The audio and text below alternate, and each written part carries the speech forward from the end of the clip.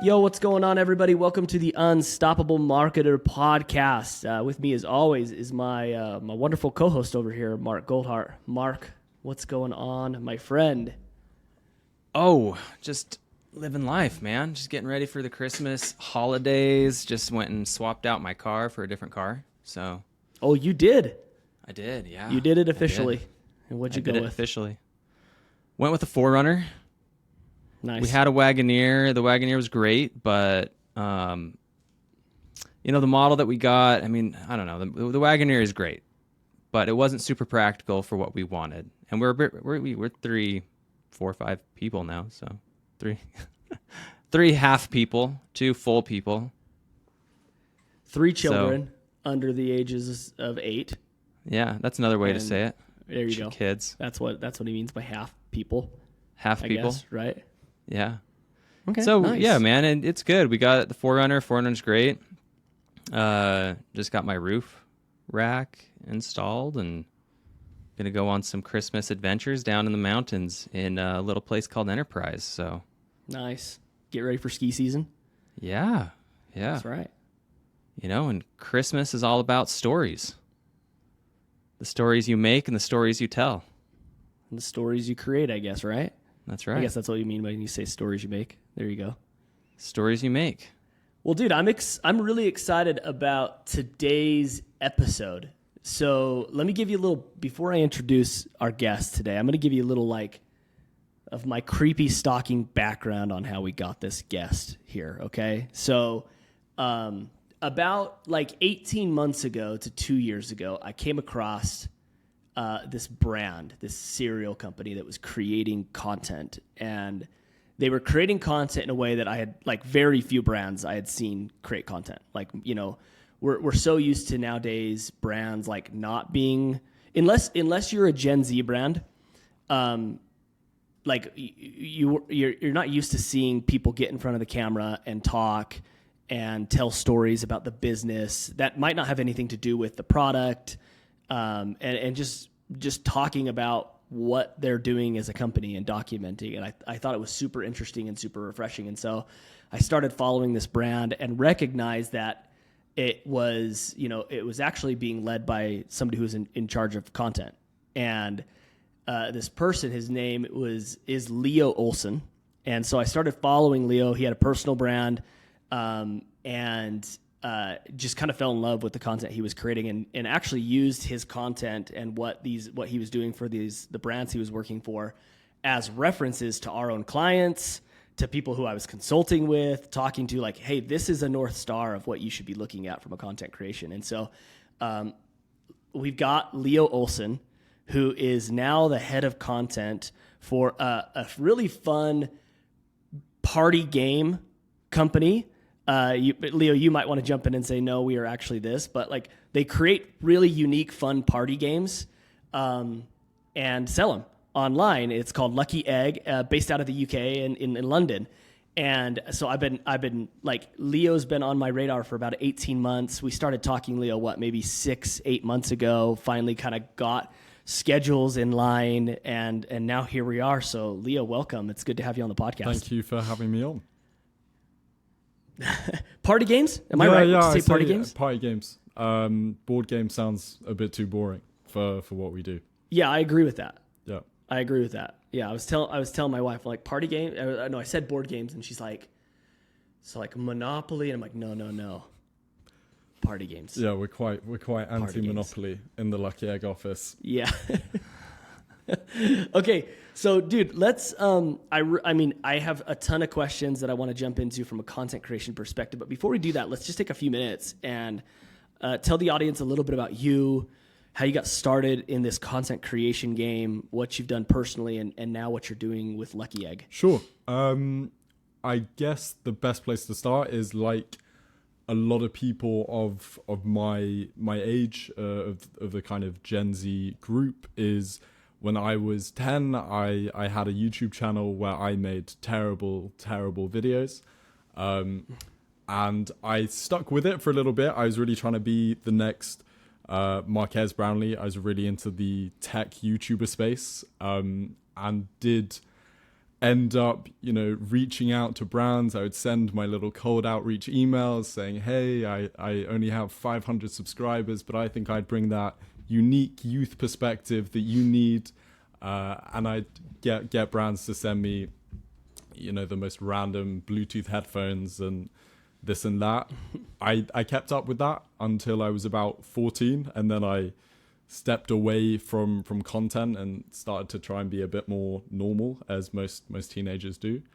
And then around 2020, when COVID hit, I found myself with a lot of time, and with all that time, I decided to download TikTok, which I think was something that for a long time, a lot of people were quite against doing, and I was one of those people. I felt like it was a waste of time, but I found myself sucked into swiping and spending hours watching videos, and eventually I decided to post. And I think, as with a lot of things, once you take that first step in, I really decided, to be frank, I was quite concerned with how I was going to look at school, and I thought if I do this and I don't get a load of followers, it's just quite sad and a waste of time. So I decided to commit quite hardcore, posted a lot, and fast forward two years later, I had about 300,000 followers on TikTok. At that time, I was studying in London. I'd moved away from Jersey, which is this tiny island in the Atlantic Ocean where I grew up. The original Jersey, not the new Jersey. The original Jersey. The original Jersey. It exists. I didn't even know. Shore. Yeah, if you ever have a weekend, I'd go. I wouldn't go for much longer. There's not much to do. But yeah, look, I found myself at university, and I think, like a lot of people my age, I felt that it was a bit of a waste of time and it was a bit of a waste of money. And so I decided to go looking for jobs. I thought it would be far easier to find a job as a college dropout than it was. It was quite hard, especially to find something that I was interested in. So after a few weeks of getting no real responses, I just got a load of rejections. I applied for everything from solar panel sales to recruitment. I did it all. And I started to just go for a Tim Ferriss cold outreach approach of messaging founders on LinkedIn saying, hey, my name is Leo. I recently left university. I'm trying to find a job, and I'm documenting that process on my social media accounts. I would love to jump on a call with you to ask you a few questions about your dream candidate so I can educate my audience and also hopefully give you a free platform to promote your company. And the third person that I sent a message to was the founder of Crispy Fancy, the co-founder. They took a chance on me. They gave me a massive opportunity. I went there and did hopefully a pretty good job for about 9 months. And then I subsequently moved on to Lucky Egg, which is the company I'm at now. So that's kind of the beginning to end, I feel. I hopefully covered most bases. That's perfect, man. Quick question. So you were studying at the university. Were you studying marketing and business? Is that why you felt like it was a waste of time? Or what were you studying and what made you feel like that wasn't the path for you? Yeah, so I've always been quite a committed person, I think. So when I decided that I wanted to go to university, I wanted to go somewhere with prestige. And so I went to the London School of Economics and studied international relations, which isn't the most practical degree, but I felt, quite frankly, that doing a marketing degree or the more practical university degrees that exist, I just didn't see the point. But I did maybe see the appeal in trying to get that badge of approval from kind of the establishment of academia. I did come to the conclusion that was not for me. How did your parents take it? Yeah, so I think by most accounts, they took it really well. My mum was concerned with, I think university is a really great place where you get the privilege of making a lot of mistakes in a low stakes environment. And I think a lot of people do a lot of growing up there. So I think she was maybe a bit concerned with the fact that I was going to jump headfirst into the real world and never have this time to form as a person. But she was broad strokes pretty approving. My dad was not very happy. And then when I told him that I was going to get a job and I was going to pay for everything myself, he didn't seem to mind that much. So yeah. Yeah. Yeah, I'm curious about that because here in the United States, there's definitely there's definitely a shift in how people are thinking about you guys call it university there, we call it college here, right? But like there's definitely a shift of people starting to be a little bit more open-minded to the fact that maybe it's not mission critical. But when I was, I'm 35 now. When I was like in my 20s, like 20, 21 or whatever, going to college and told my dad that I was going to drop out, he would have like flipped his lid, and my mom would have been so disappointed in me as well. So is that a very similar, is it pretty similar out there? Yeah, how people feel about university? For sure. I think, look, there are definitely generational perceptions that are changing.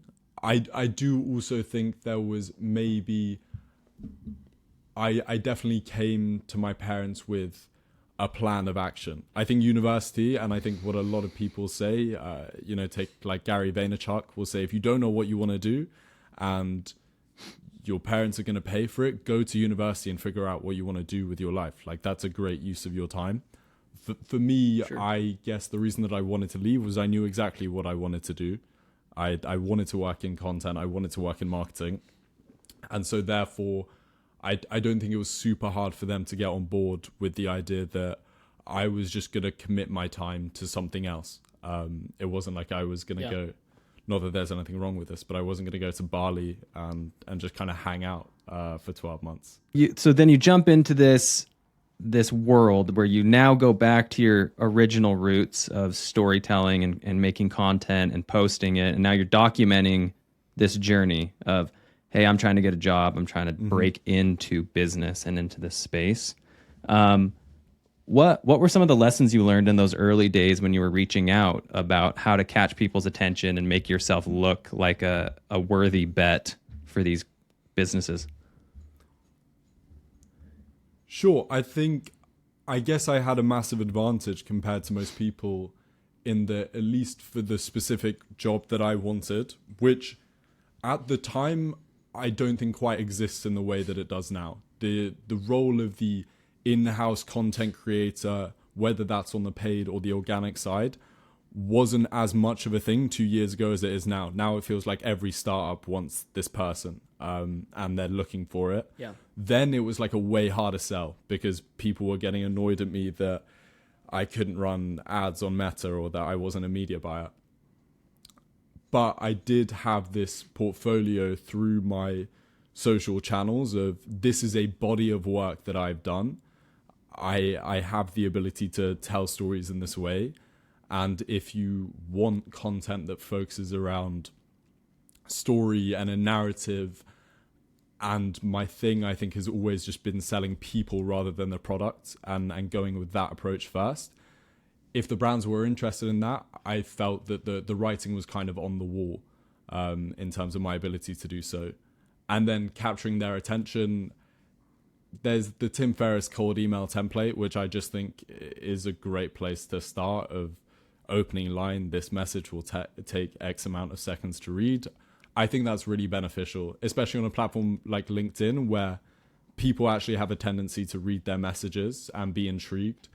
So I think with an opening message that cuts to the chase and shows that you respect people's time, and then saying, here's my portfolio of work, here's what I think I could do for you, how can we move forward from here?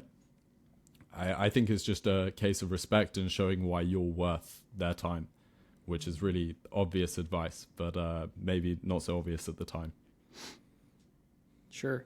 Yeah, I think you nailed it on the head. Like 2 years ago, listen, I was a CMO of a big brand in 2020, and so I know that's 3 years ago, but it was really challenging for me as a CMO back then because paid media was still in the world where it was a lot easier to track attribution. So when you spent money, you were like much more. It was a little easier to win on paid social and Meta back in 2020, and there wasn't a TikTok TikTok was around, but the attention that TikTok was gaining was not where it is today.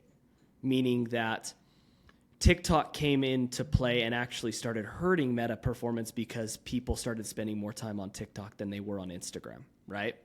And so you're totally right. Like 2020, 2021, even into like beginning parts of 2022, it was really challenging as business owners or CMOs or whatever to say, hey, if you don't have a secondary skill, like it's hard for me to justify paying a content creator. I need you to be an email marketer or a media buyer or a social media strategist as well as creating content. And I very much fell into that trap. So the problem though is there still is a lot of people I would actually say you're right that there's a lot more brands who are more susceptible to hiring somebody and bringing somebody 100% in-house and paying them a good salary.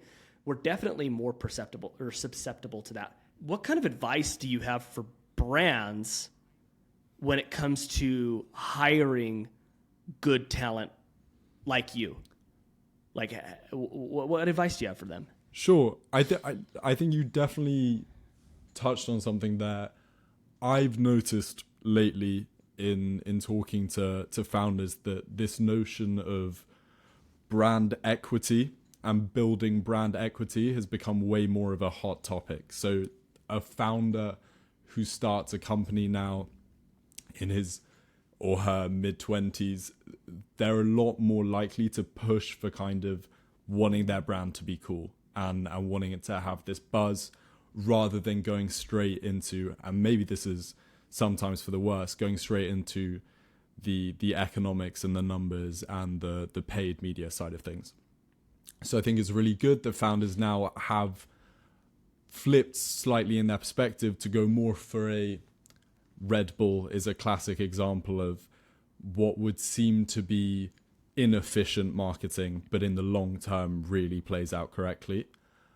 To find the people who do that, I think is interestingly still incredibly difficult, because it often involves finding someone kind of at the early stages of their powers, if you will.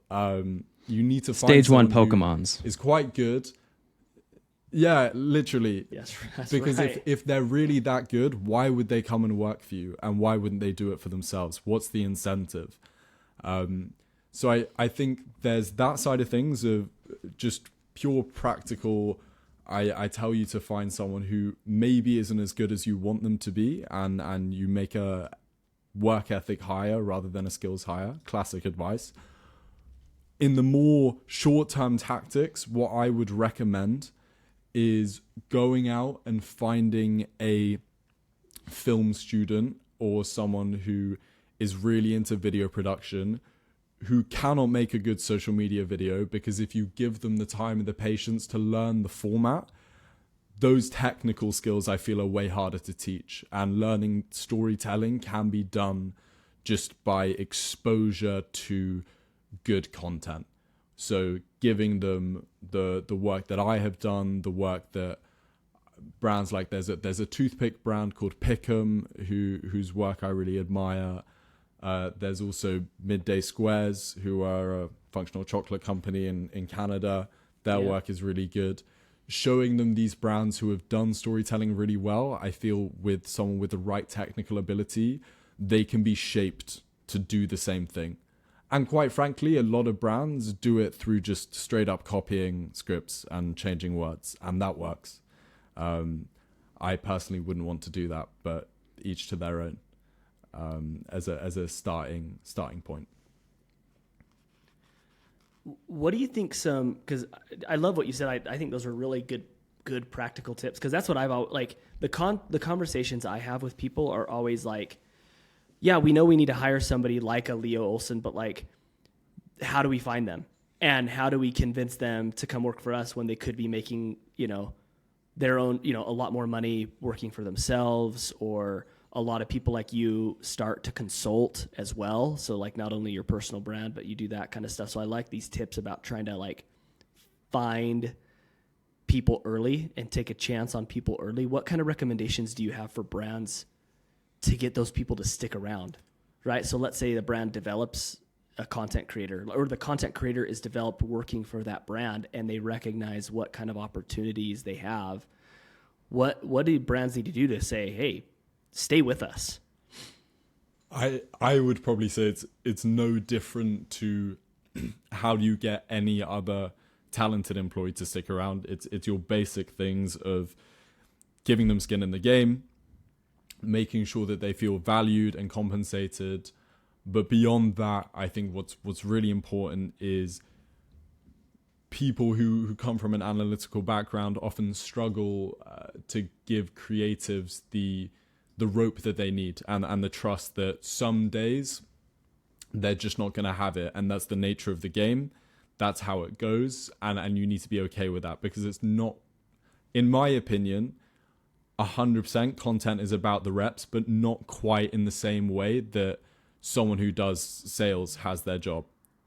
There is going to be a certain level of the amount of effort you put in on the micro on a day-to-day. I might put 10 hours into one video and 5 hours into another, and the video that I put 5 hours into might do way better. Over the long term, sure, you need someone who turns up and works hard, but accepting that, I think, is really important. And it's been the reason that I've had a far better experience at Lucky Egg than where I worked previously. Has just been this level of trust and accepting maybe that these people, these talented individuals, so long as they're doing their job and getting the work done Monday through Friday, they can do whatever they want outside of those hours. If they want to work on their own stuff, if they want to consult for people, that's the cost of getting them to the table, I feel. So yeah. Here's a question for you, because you said it shouldn't really matter exactly the hours that this creative person is putting in. And you said, the 10-hour video versus the 5-hour. I know that's not like exact science, but you're just giving an example. But I do think that there's a valuable point to be made about creatives, and that's creatives often perform the best when there's certain constraints put around what they're working on. And oftentimes it could be a time constraint, or it's a resource constraint, and that's really where their creativity shows up to at its full strength. I'd love to hear from you about creating videos and constraints, and how do you fit that in your work to make the most out of what you have? Sure. I guess from the business side of things, which is probably what people are most interested in, the advantage of having to sell a product, A, and me representing someone else's brand, B, even if I'm the face of it, is that no longer am I as concerned with the artistry of the thing I'm doing, because it's not really representative of me as a person, which is something that you have happen when you're doing any personal brand or any personal video, etc. Yeah. So I think the fact that I come into work on a Monday and I think, okay, we have this new product that's coming out. I want to promote it in an organic way, and I don't care if the video looks sexy. I just want to make sure that it performs well. That's really freeing as a creative, because I think oftentimes we fall into this really snobby mindset of, if I think it's good, everyone else is just wrong. And that's not really the approach to be successful in your lifetime. Maybe if you want to be remembered 100 years down the line, like, cool, go with that. But I think to be practical and to try and perform well in your career, you have to let go of that snobbery, and that perhaps is a good constraint to have, of just, I don't care how cool I think the video is, it just needs to perform well, it just needs to promote the product at the end of the day. This podcast episode is brought to you by Bestie. Bestie is the first ever AI-powered post-purchase survey platform. Bestie is revolutionizing the way you understand your customers. Are you uncertain about what motivates your customers to choose your products? Unsure how customers are discovering your brand or which marketing channels are most effective in driving sales to your website? Or do you know how long it takes your customers to make a purchase decision? Look no further, because Bestie is the ultimate solution for you. With Bestie's cutting-edge AI feature, you can effortlessly create comprehensive surveys in just a matter of seconds without the need for any of your valuable time.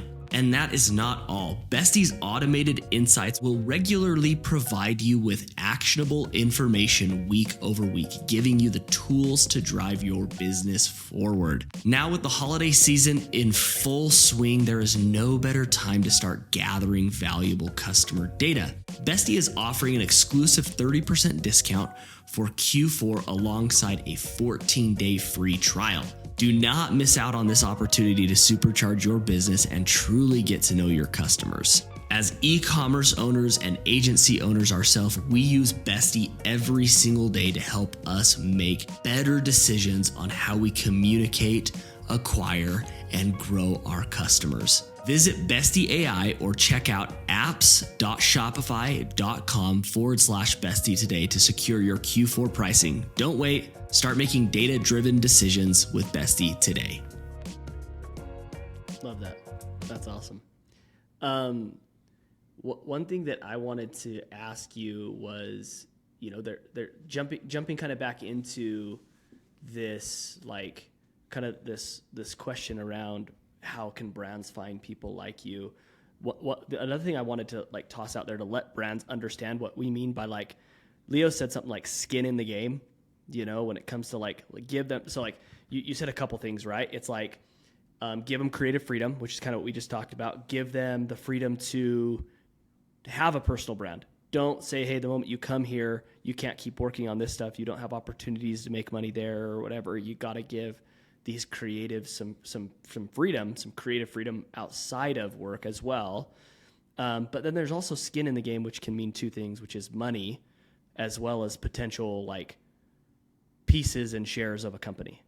So there's a company out there. I just pulled up this tweet that I saw back in, I think it was like back in September. Have you ever heard of a brand called Ridge Wallets? Yeah.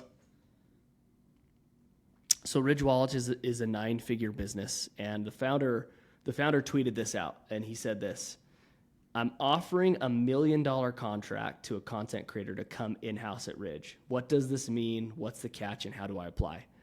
And he breaks down what that means. And it's like, I think, Mark, what was it, like a 4-year contract? So it's like $250,000 a year. He talks about equity in the company, So it's like, if you find the right content creator, and not saying that like if you're a small business, you might not be able to afford $250,000 a year, but you have to think. I think you have what I'm hearing from you, what I'm seeing from that tweet is like you have to think a little bit bigger, and the content creator hire is almost like the new media buyer hire. So back in 2018, it was like, how do I get an in-house media buyer who can crush it for me? That was the thought and the goal. And now it's changing a little bit. It's how do we get this this organic content creator to come in here, and you have to pay them accordingly.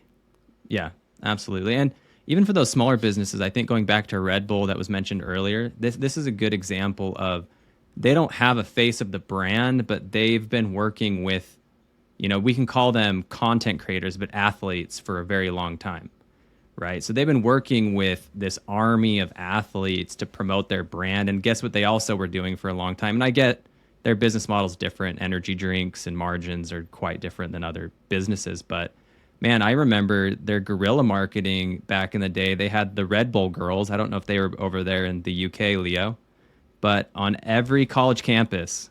Was that before your time? Oh yeah, that's definitely before his. Leo, how old are you? Can we ask that? Yeah, You okay with that? I'm Oh 20. yeah, way before your time then. But the Red Bull girls, man, they would drive around in Mini Coopers and just hand out Red Bulls at events in cities. So we had some here in Salt Lake City. I think they were in kind of every major city and college campus area, just going around handing out Red Bulls. Yeah, they'd be around like college campuses, ski resorts, you know, like kind of these more extreme. And like I don't know areas. if that had a positive ROI. I have no idea. But what I do know is that Red Bull was just seen everywhere. And over time, you know, they became the de facto energy drink for quite a while. And I think they've been dethroned a little bit by Monster and some others. But overall, I think that the message here is you can work with more people. It's just if your incentives are aligned. And I think the incentives are, there's monetary incentives and there's also mission-based incentives. You know, I think a lot of athletes jived well with Red Bull because of what it represented and how it was also amplifying extreme sports at that time. So I'd love to hear what you think about that, Leo, of how these smaller businesses can reach out and work with different kinds of influencers, maybe not one full-time, but how can they reach out and work with people and align their incentives to get the most out of it? Sure. So I think one thing that was interesting was talking about the Red Bull girls and questioning the ROI. And from that, I guess what I want to bring up with the content creators is when you hire someone in-house and let's say they're going to focus on organic, obviously the advantage is that if they make good stuff, you can run that as paid and your CPMs are going to be way better. It's just all round a way smarter move. But assuming you were just going to get them in for organic, the only quote unquote spend you have on marketing is that person's salary and the money that you're spending on the content they're creating. And contrary to paid media, which I think oftentimes when you see an ad, it's very rare that you see an ad that makes you genuinely connect with the brand or even have a positive impression of the brand. But when you have a content creator who you're paying to produce content and maybe not get the same level of exposure, chances are that exposure when you're implementing this kind of storytelling, this narrative building, this brand building, people are going to be left with this positive brand consciousness, and the way in which they think about the brand is all round going to be good. You're going to be that energy drinks company. You're going to be that party games company, the one that people know which brand you mean. So I think first off is just changing that perception with a small company of, yes, you might get less attention, and yes, that attention might not translate to sales instantaneously, but the perception of your company is this entirely different ball game when you're playing with organic in a way that I think is just a way better long-term play.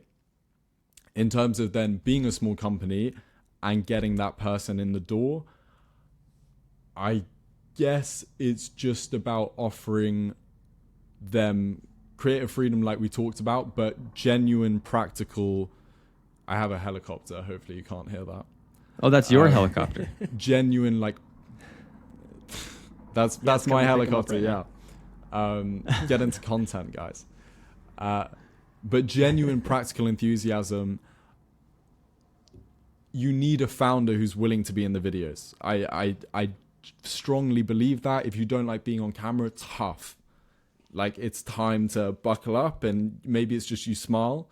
Maybe you just say one or two things that you get told to say. But having that interplay of, this is my boss, this is my CMO, this is Gary who works opposite me. Having that kind of wholesome office vibe, I think, is what people are becoming really interested in seeing these companies that appear, and obviously there's a certain creative license and embellishment, but appear to be different to any place that anyone has ever worked. It's like the inverse of The Office, like the show, is kind of what you're aiming for.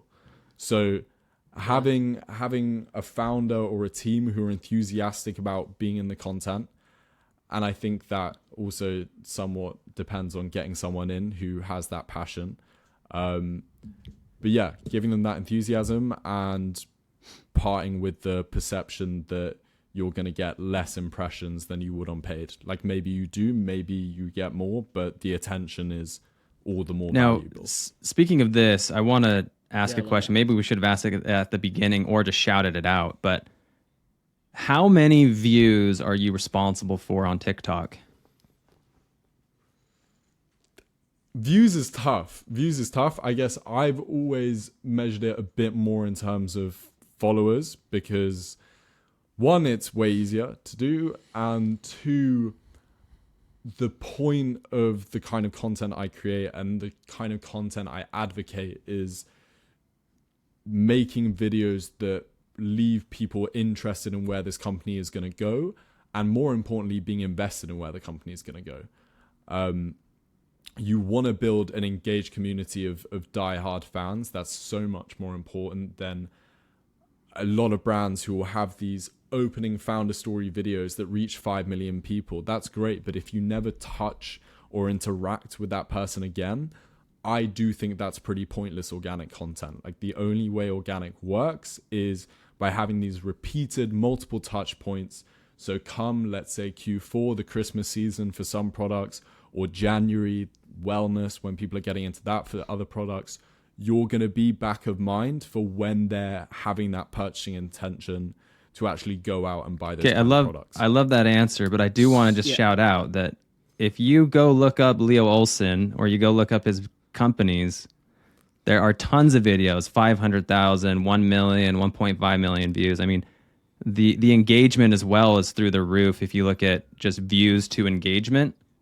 So you're clearly great at what you do, and this is all about what you said, and I love what you said too, because I know it's not all about just a view, because a view is an impression essentially, right? It's a little more valuable than just an impression, but you want to drive action, and in order to drive action, you have to create connection.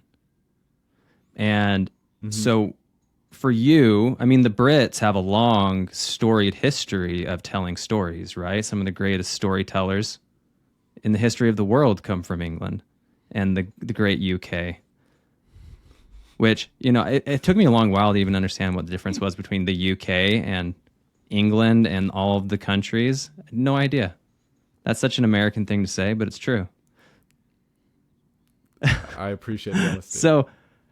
So with you in storytelling, how do you get into the right mindset of saying, hey, I want to tell a story and I want to drive action and emotion through this story. I don't just want to throw something out there and get views, but it doesn't actually drive a connection. Okay. So, yeah, I guess to touch on your point and just to give me some credibility, if people wanted to take on the advice, Lucky Egg, in 9 months with 0 ad spend, we built an audience of 300,000 followers. That's been kind of my legacy at the company. And how you drive action, how you drive intention. I think there are a few things to look at. You talked about these great storytellers, and I guess what's interesting is I haven't really learned from any of them. I'm a classic YouTube kid. Casey Neistat is my idol. And what I always found really interesting about Casey's work is this idea that what is a really mundane task can be turned into this 3-act story. And before anyone loses interest, that literally means there's a beginning, there's a middle, and an end. Or the way I always pitch it in terms of TikToks is you have the context, you have the conflict, and you have the resolution. And that's how every video should look, because it means that you end the video hopefully feeling that something was achieved. And that thing that was achieved in an ideal scenario should still raise another problem that will be dealt with in a future video. So a great example of this might be a few months ago, we were going to, well, I wasn't going, but some of my team were going to the New York Toy Fair, which is a really big thing in the tabletop games and toys space. So the team was headed there. They had a bit of a shit show getting there. Their flight was cancelled. They were in the airport for 12 hours when they turned up at the fair, which is this really important place to meet with retail buyers, your Targets, your Walmarts. These are big orders that make or break the kind of business that we're in. They were very sleep deprived. And to a normal company, that is just a series of shit show problems that you're going to tell your bros about, and really it's something to complain about. But when you have content as a focus in the company, this was one of my best weeks of the year because the writing was there. It was super easy for me to craft this compelling story of, this is my boss Luke. He's on his way to New York to try and save our company in what is a pretty make or break situation because we need to get these buyers on board. Oh no, as he's going there, his flight gets delayed, they're sleep deprived, who knows if they're going to get there on time, there's all this drama. By the way, this is me, Leo, these are the other people who work at the company, we're a really small company, you should really care about us. And then at the end he gets there, and you leave this question of who knows what's going to happen at the fair and whether they're going to meet any of the right buyers. So that was a bit of a rant, but the point was you set up these key things of, why should you care about us as a company? Here is a problem we're currently facing. Here's how we dealt with it. And here's why there's still some turbulence to come in the future, which means you should really stick around because there's lots more to see. And I guess that was like a really short attempt at how I make a video. But yeah, that's how you get people invested. No, that's phenomenal. Sorry, I want to touch on this because I think it's so interesting, because I think most laymen might look at TikTok and just think, hey, someone's going on there and just trying to make a funny video, right? Or they don't really think about what kind of frameworks are going into play for certain businesses or certain content creators and how they're driving that engagement. But what you just described is almost a typical sitcom episode, right? It was this, hey, this is the problem, this is what's going on, here's the turbulence, and oh, guess what? There's a cliffhanger because we don't really know where this ride is going. And I've never ever thought about it that way in creating content for a brand. And that's what you did, is just invited somebody into your story, which is what captivates audiences, right? Like, they're in the story, they're invested in the people and the story. There's conflicts, there's things going on, and then there's cliffhangers to say, hey, come back next episode because you don't know what's going to happen now. The cool thing about content creation this way is exactly what you said, is like sometimes organic content creation doesn't have an immediate ROI. But what's amazing is what it does is it connects you to, like, this type of content creation connects you to a brand in a way that paid ads just can't do it, right? So what I've recognized is every Christmas holiday, that's when we buy our games. It's like we buy games for our kids, we buy games for my parents, we buy games for us. We love party games. And I have never been a fan of one particular brand that creates games. It's more like, oh, that sounds like a fun game, right?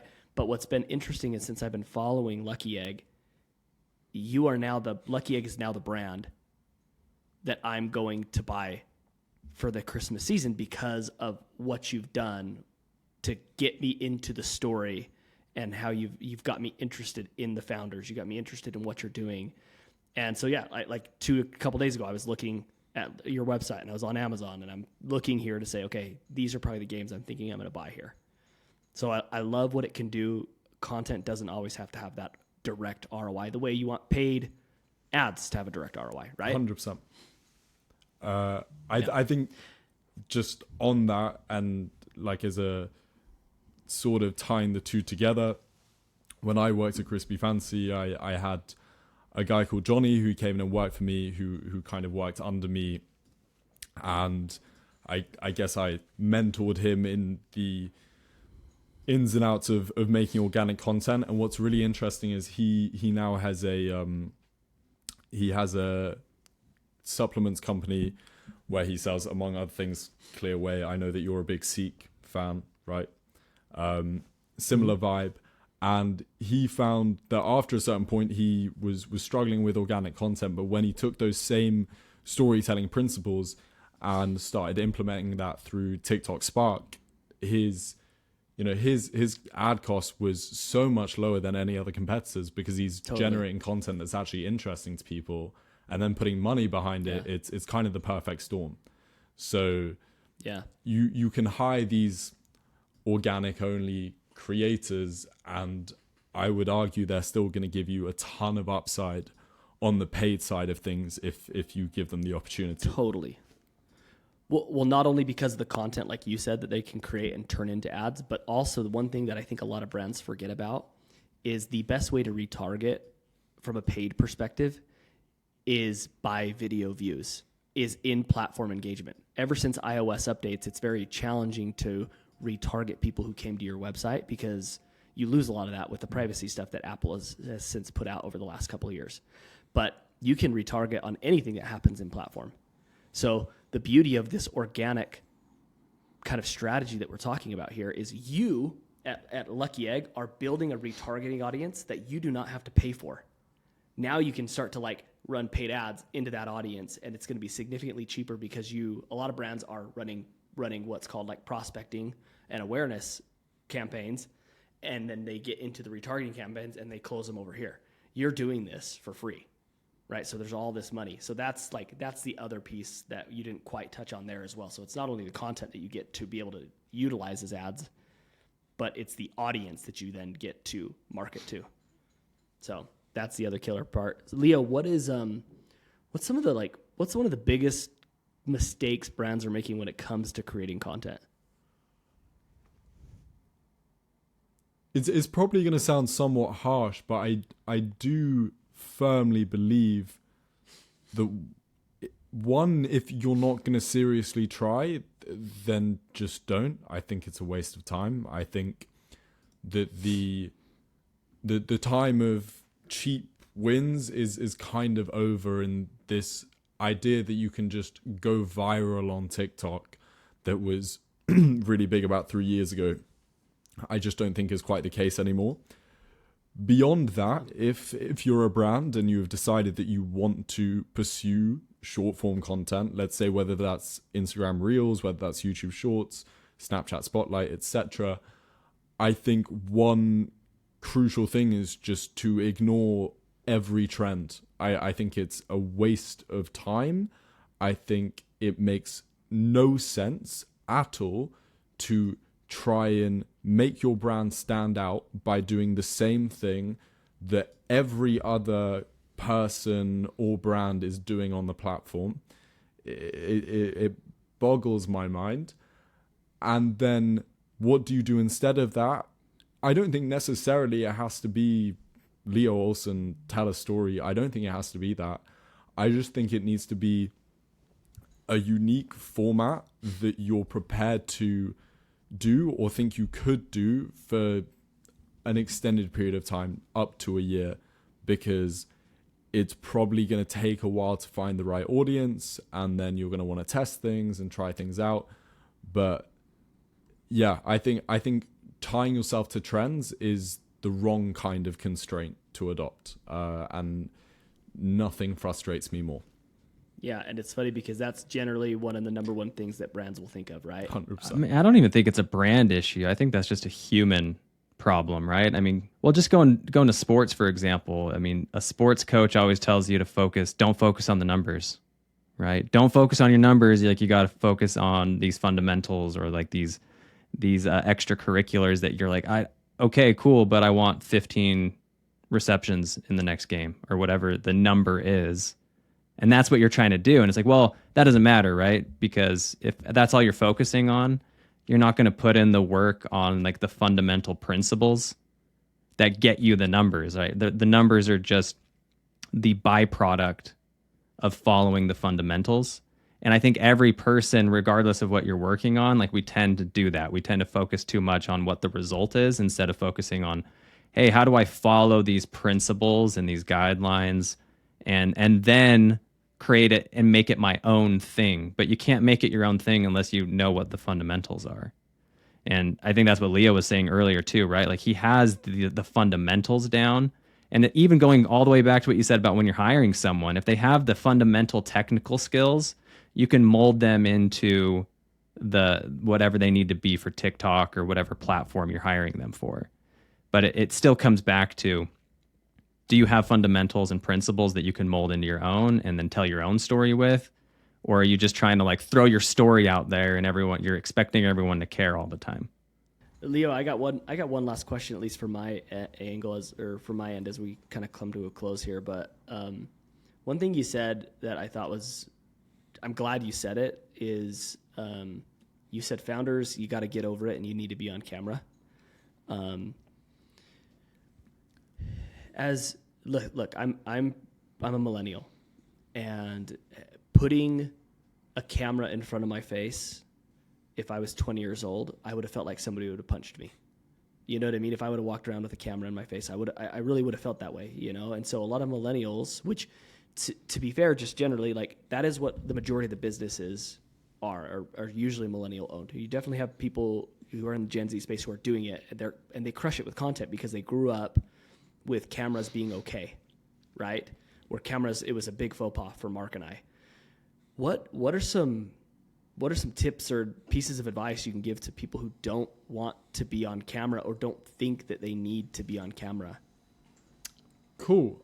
I think first thing to say would probably be to leave any idea that some people are just naturally better than others at the door. Like when we're doing, let's say it's a 1 minute video and I'm talking for 40 seconds throughout, that will probably have been a 7-minute take of me saying those lines 20 times each.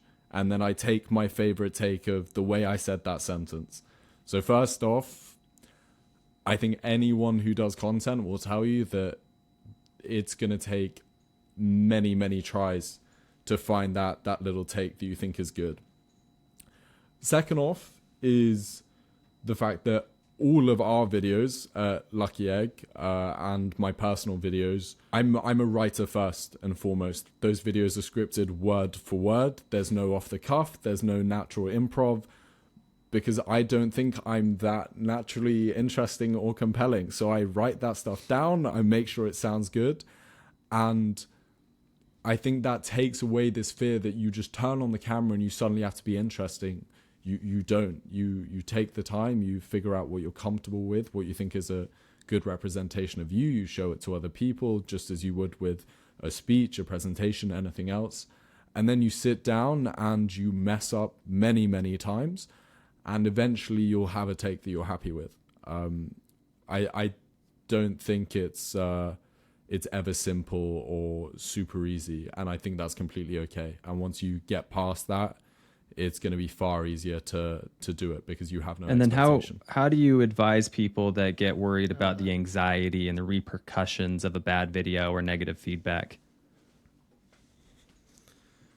Well, in short form video, no one's going to see it if it's bad. So get over that. Is the simple answer.